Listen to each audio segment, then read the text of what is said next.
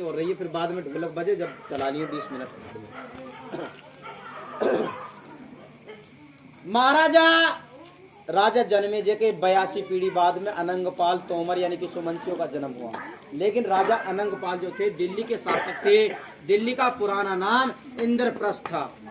राजा अनंगपाल ने पुराना किला खंडर हो गया तो नए किले का निर्माण करवाया। दिन में किला बनाया, रात में टूट गया, फिर दिन में बनाया, फिर रात में टूट गया। अनंगपाल राजा ने ब्राह्मणों को बुलवाया। उन्होंने कहा बोलो भाई दिन में हाँ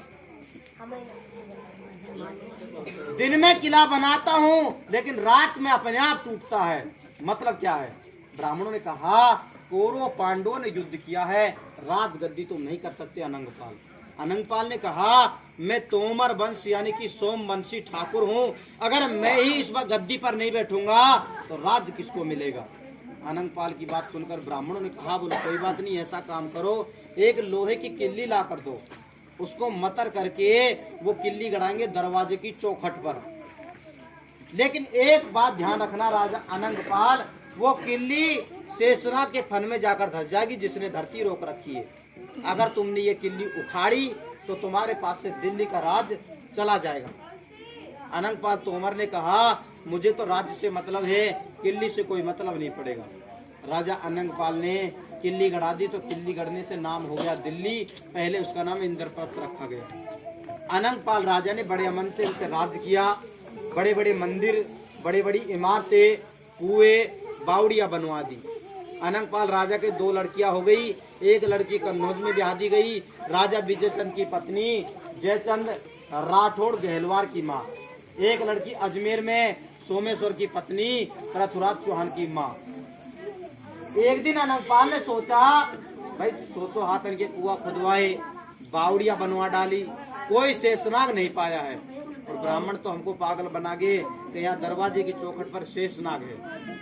आज इस किल्ली को खोद के देखूंगा कि बात सत्य है या झूठ है। अनंगपाल ने धीरे धीरे लोहे की किल्ली को खाड़ना स्टार्ट कर दिया। जब एकदम से वो बाहर आई, उसकी धार जो थी वो खून से लगी मिली। राजा अनंगपाल को कहने लगे, विचार सोचा, बोलो ब्राह्मण के गए वो बात तो सत्य, लेकिन जब तक उन्होंने दोबारा किल्ली गड़ाई शेषनाग आगे सरक गया, किल्ली ढीली पड़ गई। अनंगपाल बिचारी मन ही मन में बात दबाएंगे तो भाई राज्य तो मेरे पास से छूटेगा, क्योंकि मेरे पास से किल्ली उखड़ गई है तो राज्य मेरे पास से जाएगा। अनंगपाल अपने मन में दबा करके इस बात को बैठे रहे। कुछ ही दिनों बाद में अनंगपाल की पत्नी जिद करने लगी, बोल महाराज हम तो गंगा नहाने जाएंगे। राजा ने कहा रानी गंगा नहाने चले जाए, लेकिन दिल्ली किसको देकर जाए? अभी लड़का हुआ नहीं है जिसको राजधानी दे जाऊं। अनंगपाल ने कहा तो रानी ने कहा बोलो महाराज बात तो तुम्हारी सत्य है, लेकिन एक बात हमारे दिमाग में है, लड़का अलग नहीं है और लड़की का लड़का अलग नहीं है। पृथ्वीराज चौहान जो है वो अजमेर पे बैठा है, उसको बुला लो, उसको दिल्ली पर बैठा दो, इतने हम ले जा। बहुत अच्छी बात है। अनंगपाल राजा ने पृथ्वीराज चौहान को बुलाया और पृथ्वीराज चौहान चंद्रभाट दोनों अजमेर से चल के दिल्ली पर आकर बैठे। जब अनंगपाल राजा गंगा के लिए तैयार हुआ तो पृथ्वीराज चौहान ने कहा बोलो नाना जी ये राजधानी तो मुझे देकर जा रहे हो दिल्ली की, लेकिन इसका मुझे सबूत दे जाना पड़ेगा। अगर आपके जाने आने के बीच में किसी ने इस पर आक्रमण कर दिया तो मैं उससे राजगद्दी यानी कि उसको राजगद्दी सौंप दूं या उससे लड़ाई लड़ूं, क्या करूं? अनंगपाल राजा ने बिना सोचे तांबे के पत्थर पर लिख दिया, कोई भी राजा आए उससे तुम लड़ाई लड़ो, उसके बाद राजधानी दो। बोलो ठीक है नाम। अब लिख करके साहब गंगा नहाने चले गए। राजा अनंगपाल गंगा नहाकर 6 महीने में वापस लौटे। कहने लगे पृथ्वीराज चौहान से बेटा राजधानी मुझे वापस कर दो, तुम अपने अजमेर तुम्हारे गांव चले जाओ। बोले नाना बहुत अच्छी बात है, लेकिन आपने तांबा पत्थर पे लिख कर दिया है कि कोई भी राजा आए उससे युद्ध करो उसके बाद राजधानी दो। अब कोई राजा में तो नाना जी आप भी कोई राजा हो, अगर मेरे से लड़ाई लड़ते हो तो मैं दिल्ली तोमरों को दूंगा, सुमंतियों को, नहीं तो दिल्ली गद्दी आपको नहीं मिल पाएगी। अनंगपाल राजा ने पूरे परिवार मंत्रियों को बुलाया। बोला क्या किया जाए? सबका एक ही गठन था कि दिल्ली चौहानों को दे दी जाए, ये देवते हैं, हम नाना है, राजगद्दी को सौंप दी जाए, हम अपना राज अलग बनाएंगे। अनंगपाल राजा, तुंगपाल राजा परिवार लेकर, मंत्रीगण लेकर, सोना सर्पी लेकर, घोड़े लाद कर यहाँ से निकलने के बाद पहुंच गए कहा जो कि पाली रूपापुर के पास में अनंतपुर स्टेट। अनंतपुर गद्दी बसाई। अनंतपुर के बाद राजस्थान पहुंच गए, जहाँ पर भिंड यानी कि झुंझुनू के पास में पाटन गद्दी रही तोमर सुमनसियों की। तो सुमनसी ठाकुर अभी तक शायद मेरे हिसाब से ये 84 गांव हैं, इनमें अभी तक कोई कुलदेवी को पूजने नहीं गया है। सुमनसियों की कुलदेवी पाटन में है, झुंझुनू के पास पड़ती है, जहाँ तोमर भी उसी कुलदेवी को पूजते हैं और सुमनसी भी उसी कुलदेवी को पूजते हैं। वहाँ से तुंगपाल से तोमर वंश निकल गया भिंड मुरैना में, और अनंगपाल के लड़के हो गए 3, जिनमें बड़े लड़के का नाम राजा शांतनु, जिन्होंने शांतनपुरी बसाई, जिसका दूसरा नाम सांडी रखा गया संमत 1330 में। सांडी का पहला नाम शांतनपुरी था, ये 1121 में बसी थी।